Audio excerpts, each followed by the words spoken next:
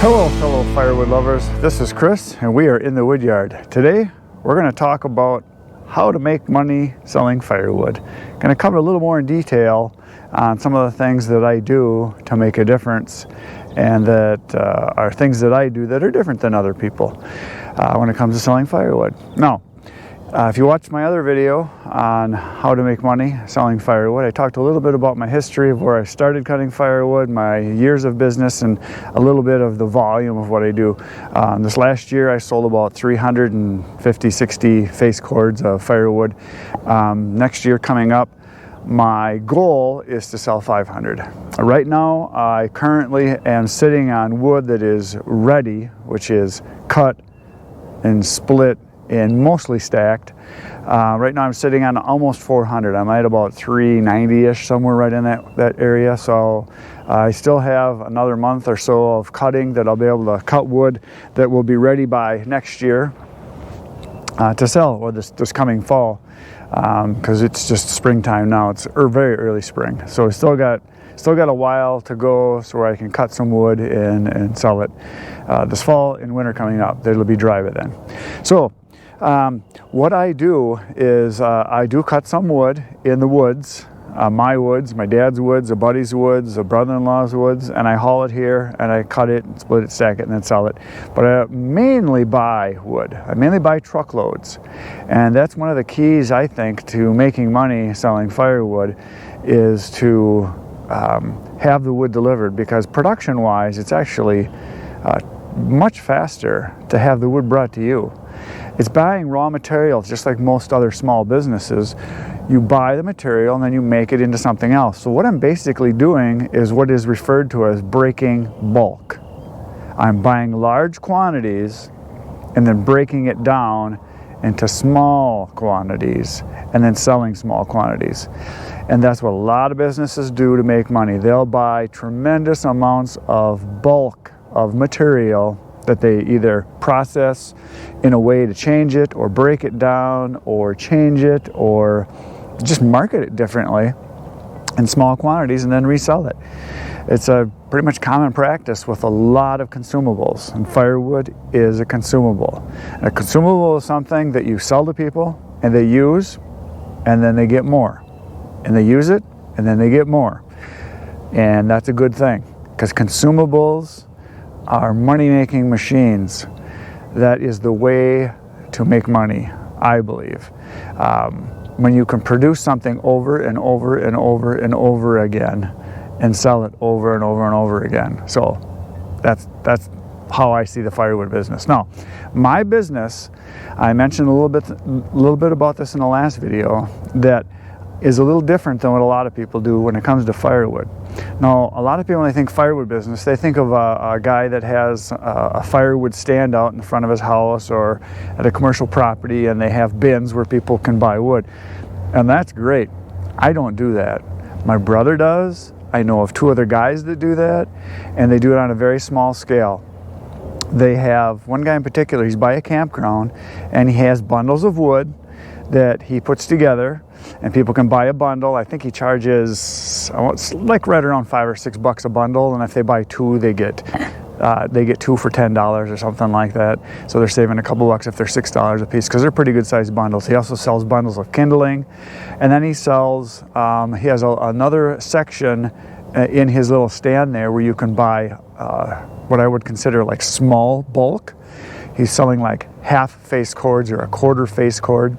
So people that are going to the campground, or if they're going for their own backyard burning purposes, they're buying a little bit larger quantity.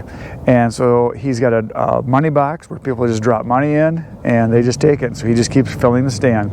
Now, there's several other people that do that. My brother's stand, he's in kind of what I would consider like a dead-end road in a little bitty town in northern Wisconsin, and he has a firewood stand, and he said it is amazing how many people have found him. He has no advertising at all. He has no signs. He has nothing. It's just he put a stand up, put a sign up, firewood. And he's got his prices listed by his kindling, and he's got different prices for his bundles and then different prices if they want to buy a half a face cord. He sells a lot of wood. It's year round he sells wood. He sells wood in the spring of the year for people that are out of wood, that need a little bit more because it's still kind of cold up where he lives. He lives in northern Wisconsin.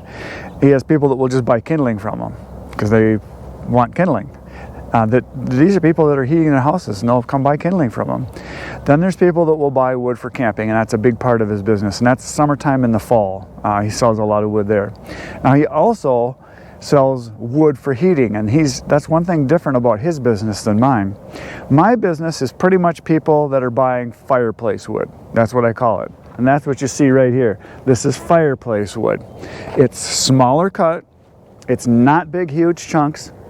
So if I have a 12-inch or a 16-inch round, I'm not just cutting it in half or quarters. I'm actually cutting it in eighths or tenths or sixteenths. I'm cutting them down quite a bit smaller, because when I first started cutting firewood, I had big chunks. I had what we would consider big wood, because I grew up heating with wood.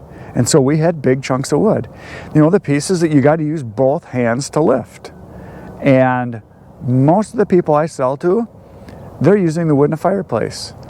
And most of the people I sell to, it's the wives or the girlfriends or the lady of the house that makes the fire and keeps the fire going. And so in the first year I had my business, I sold about 40 face cords, and I probably heard this 5 or 6 times. Oh, your wood is so big, I'm gonna have to split it down smaller. Or, oh, I can hardly lift this. Or, why is it so big? Will it burn this big? I heard that a lot. So it got me thinking, these people I'm selling to are burning in a fireplace. They don't want big, huge chunks. They want smaller wood. So the next year I started producing a little bit smaller wood. And I started getting the opposite comments. Oh, I love the size of your wood. It's so nice to handle. It's easy for me to carry. It starts easier. It burns easier. I still hear that to this day all the time, because I have a customer base that is using it for fireplace or their backyard fire pit where they're enjoying the fire. One guy told me this years ago, and I kind of mention this once in a while when people will comment to me.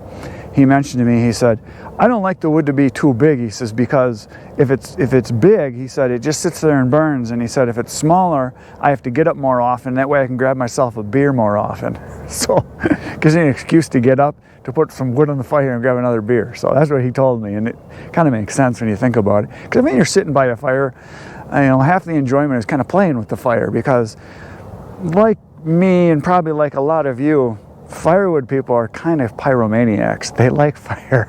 They like to play with fire. When they were kids, they made a lot of fires. I used to do it all the time when I was a kid. I'd go out in the woods, make a fire, cook a can of beans, cook some hot dogs, cook some marshmallows. To me, that was fun. And to this day, I still like to do that. So that's kind of how it works, to make the wood fun. So I do, however, have more customers now than I've had in the past that are requesting bigger wood. So I actually do have a section of wood where I am splitting it bigger. Now the problem with that is that it takes longer to dry, especially for the wood that I get, because I have a lot of white oak and a lot of red oak, and if you leave it bigger, it takes 2 years to dry. That's what it takes. The smaller pieces like this, that's one of the other benefits by splitting the wood smaller like this, is that it will dry faster. And benefit business-wise, it'll burn faster. So they have to buy more wood. Just saying. So that's a good thing. Now, there are a few people that will ask for some big chunks too, so I throw some big ones in. But this is the majority of what I sell. What my brother calls it oversized kindling. Now, I've only had one customer complain in the last 6 years that said, oh, that's kind of small stuff. And he bought one face cord. I said, well, I've got bigger stuff. He says, well, I do heat with wood. And he said, I know this will burn. I said, well, what I would suggest is if you get these flat pieces, just stack them on top of each other. So when you put it in the fireplace or in your firebox, it just doesn't breathe as well, because fire is a living, breathing thing. It needs oxygen just like we do. And I said, if you stack it in tight, it'll last longer. He said, well, but I would like some bigger stuff for the next time you come, because he liked the fact that it was dry. So what I did was I told him, I said, tell you what, let's just schedule a time as soon as possible, and I'll bring you some bigger stuff before I sell out. And that was the key right there, before I sell out. And I use that a lot. It gets people to take action and buy. So he says, yeah, it's probably a good idea. He says, I know I'll burn it. He says, why don't you just next weekend, Saturday morning, come, because I think I was there on a Saturday morning, just come same time. He says, bring me 2 face cords this time. He says, if I know you got bigger stuff, and he said, it is dry, right? I said, oh, absolutely. So I brought him 2 face cords, and he's been a good customer ever since. And now, on a yearly basis, he buys from me and burns right around 12 face cords a year, every year, because he heats his house, and he actually has a little wood stove in his garage. He has a workshop in there too. So became a very good customer because I asked questions. I told him, you know, if that's what you want, I can do that. When I deliver to people, or before I deliver to people, I should back up. When I'm talking to someone either on the phone or communicating with texts back and forth, I will ask them, is this for a fireplace? Are you heating your house with it? Do you have a wood stove? How big is the firebox in a wood stove? How big is your fireplace? Because I have different sizes of wood, and I want to make sure I get you the right size of wood for what you want. And by asking those questions, people are amazed that I even care, first of all, that I even asked. And I'll get comments a lot when I get there. And they'll say, you know, I've been buying wood for years and nobody's ever asked me those things. And one lady in particular, she says, you know, I never know what I'm going to get. I said, well, that's why I asked, because I want to get you the right product for what your purpose is, for what you want. And so people are happy about that. So that's one of the keys, I think, is to ask a lot of questions. Without, you know, obviously sounding weird, but just say, I want to make sure I get you the kind of wood you're looking for. So the majority of the wood that I sell is oak. Last year, of the 360 face cords that I sold, right around 300 of it was oak. And a lot of it I buy. I do cut some wood in some different properties that I have access to, but most of it I'm buying truckloads of wood, semi-truckloads. Matter of fact, this pile right here that you're looking at, this is 1 truckload. This whole thing right here is 1 truckload. So this was 12 full pulp cords. This whole thing right here, that's all from 1 truck, and I buy about 10 of those a year. So now the wood that is not oak that I cut, I will cut pretty much anything that I can get, free wood. I cut in my own woods, but I don't have anything other than pretty much box elder. I cut some free wood on a farm I just started cutting on, and he's got a whole bunch of ash. It's wood that's in his ditch lines that are clogging the ditches, and so the property's not draining properly on his farm, so he's cutting it down. He cut 800 trees down so far, and they're like this big, or bigger. They're big trees, so I've been cutting there. That's free wood. I cut some wood on my dad's land when he's got trees that either are down or he wants some thinned out. So I've cut everything from box elder, I've cut popple, I've cut ash, I've cut walnut, I've cut elm, what else? Maple, soft maple, hard maple, but mainly soft maple. I've cut some willow, I've cut some birch, I've cut some spruce, I've cut jack pine, I've cut white pine, all that kind of stuff I've cut and sold. And I just sell my wood differently. The oak is one priced. The hickory that I bought this year, I bought a truckload of hickory. That's going to be a different price. I bought a truckload of cherry. That's going to be a different price because it's harder to get here in this area, and I'm going to sell it more of a specialty kind of wood. So I'll charge probably an extra $10 a face cord for that. So the white oak and red oak are one price, and then down from that, then I have the soft maple. I charge a little bit less for that because there's quite a bit of it, and that's kind of a desirable wood, the maple, in this area. And then down from that, I've got all my mixed hardwood. So everything from the poplar or aspen, the cottonwood, the box elder, the ash, all what a lot of people consider junk wood. I sell that as mixed hardwood, and I get $10 less per face cord for that.